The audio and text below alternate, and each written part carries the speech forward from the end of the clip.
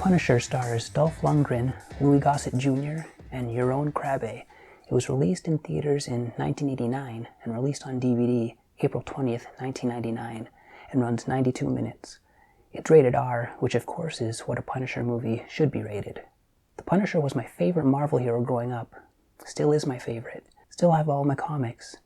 I remember liking him so much, thinking to myself that this is a realistic hero. This is a hero that could actually exist. That realism resonated with me, and bam, Marvel had a fan for life. I think I saw this movie on TV, but not sure. It would have been an edited version anyway. But I love this movie. Out of the 3 Punisher films, I would have to say this one overall feels most true to the source material. When we start the film, we get a credit sequence that's like a demented James Bond opening. Targets of gangsters being blown away, imagery of drugs, hookers, pimps, strip clubs, and weapons in a rainbow of colors. After the credits, a news broadcast reports the acquittal of a mob boss responsible for the murder of Frank Castle and his family. 5 years of court appeals for the murder of 4 people. Only 3 really, because Frank survived. During that time, the Punisher, described as a shadowy figure or even an urban legend, has slain 125 criminals without mercy. By the way, this is the 3rd 90s era film I've seen recently that starts on a news broadcast, along with RoboCop and Teenage Mutant Ninja Turtles. Must have been a popular thing to do at the time. Anyway, the Punisher follows the mobster home, kills him, his goons, and blows the house up.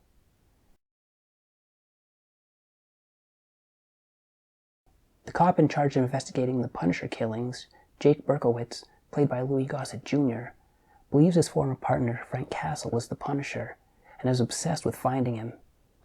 He takes on a new partner who also believes Frank is the Punisher, and gives him some help. While she uses a more unique approach for investigating, it's never really explored or goes anywhere. It feels like she's there for Jake to tell his story to, that way the audience can know about it too. Our main villain, Gianni Franco, played by Yaron Krabbe, next in line to take over the mob family, comes back into town and sets up a huge drug operation, working together with previously rival families to get it done. But things take a turn for the worse when they attract the attention of the Japanese mafia, or Yakuza, who force their way into their business. The Punisher figures they'll end up killing each other and stays out of it, until he gets word from his informant that the kids of the crime bosses have been kidnapped by the Yakuza and will eventually be sold into slavery, forcing Castle to get involved to save the children. He's able to save all but one child, who happens to be Franco's son. When the Punisher gets caught and is being transported to jail to be executed, he's saved by the mob boss and is forced to help save his son. Punisher agrees, but tells Franco, "When this is over, you're dead." It was really cool seeing the 2 enemies working together, and knowing at the end it's going to come down to just the 2 of them. I think it's an awesome story, and it all comes together nicely. The action set pieces are full of gunfights, knives, and hand-to-hand combat. They're really cool, well done, and look like they could have been ripped straight from a comic. The tone of the film is overall very dark, with some really grimy and gritty locations that range from sewers, an abandoned funhouse, sleazy bars, and illegal underground casinos. Though on the opposite side, some of the cinematography shows some lavish locations where the mob bosses reside and do business, which makes for a good contrast. The look of the Punisher, I think, was done properly. Having him just wearing black clothes without painting a big white skull on his chest was a good step that helped with the realism and bringing the character to life. His tired-eyed, run-down appearance made him look the part too. Though his stubble sometimes looks painted on. I'm not sure if it is, though. I enjoyed the score as well. Not much to say here, but it fits the film, and the Punisher's theme sounds appropriately menacing. The Punisher's informant, named Shake, played by Barry Otto, is an out-of-luck stage actor turned wino. Being the Punisher's only ally here, he kind of reminds me of Microchip from the comics, but instead of supplying the Punisher with weapons, he gives information. There are a couple of scenes where Shake puts on his acting chops and delivers his plea or info all in rhyme. You might not realize he's doing it at first, as it doesn't sound obvious or out of place, and is acted quite well. The Punisher, on the other hand, throws out some bad, corny jokes at times, though I wouldn't expect someone like the Punisher to have a great sense of humor anyway.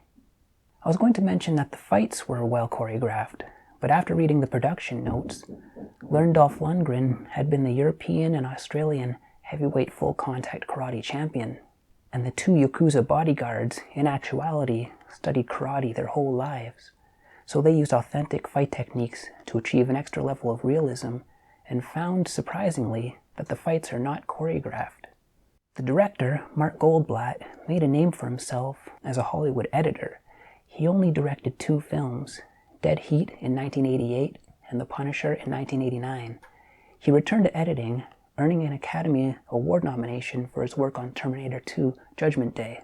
He's edited many well-known films such as Halloween 2, The Terminator, Rambo: First Blood Part 2, Commando, Predator 2, The Last Boy Scout, Super Mario Bros., Showgirls, True Lies, and Starship Troopers. I only have a couple other beefs with this film. One is kind of a writing error, and the other is a small editing error. The Punisher gets a bus to rescue all the children with.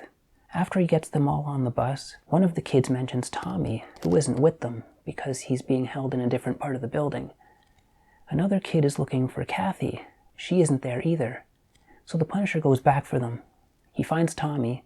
They both start to go, and are startled by Kathy, who came back in to get her dolly. The 3 of them start to leave when Punisher is ambushed by one of the Yakuza bodyguards. While they're both fighting, Tommy grabs Kathy and says, "Come on, let's get to the bus." Now my beef is, Tommy couldn't have known there was a bus because he wasn't there with the other kids to begin with, and he was in a different part of the building he couldn't see out of. So I believe this is a writing error. The other has to do with a fight with the Yakuza leader's daughter. The Punisher has her by the throat, pinned up against the wall. She pulls out her pointed earrings, striking downwards, cutting Punisher's arms. Reacting to the strike, he lets go, but regains his grip, pinning her again. But they use a very short piece of footage from earlier in the fight, where she had her earrings on.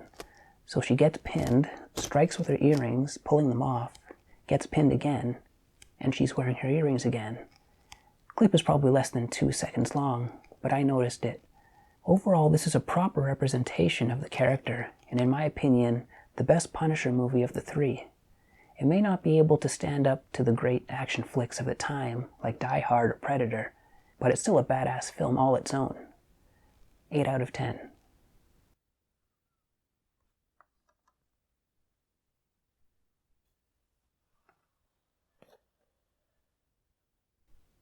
The avenging angel of Marvel Comics fame comes brilliantly to life in this searing action-adventure thriller. Dolph Lundgren stars as Frank Castle, a veteran cop who loses his entire family to a mafia car bomb. Only his ex-partner, Louis Gossett Jr., believes Castle survived the blast to become the Punisher, a shadowy invincible fighter against evil who lives for total revenge on his mob enemies. Lashing out from a labyrinth of subterranean sewers, the Punisher leads a heavily armed raid into a world of brutal crime and savage retribution, a world where only one thing is certain: the guilty will be punished. Special features: 16:9 widescreen, Dolby Digital Surround, digitally remastered, interactive menus, scene access, theatrical trailer, production notes, cast and crew information.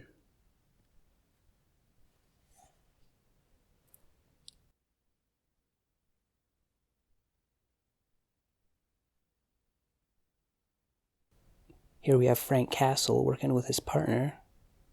Funny thing is, they put this picture on the back, but this scene is not in the movie, so it's kind of weird seeing it here.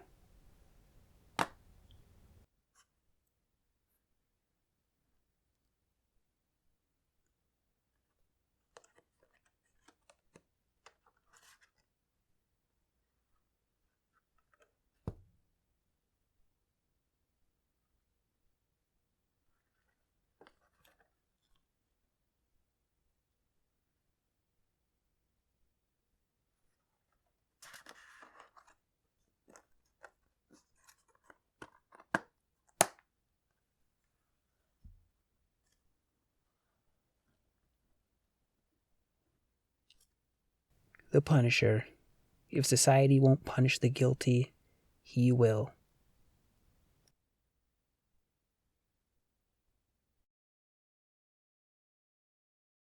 Why the hell didn't you come to me for help?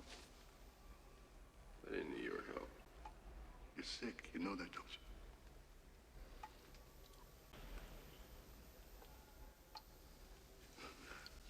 And what do you call 125 murders in 5 years, huh? Work in progress.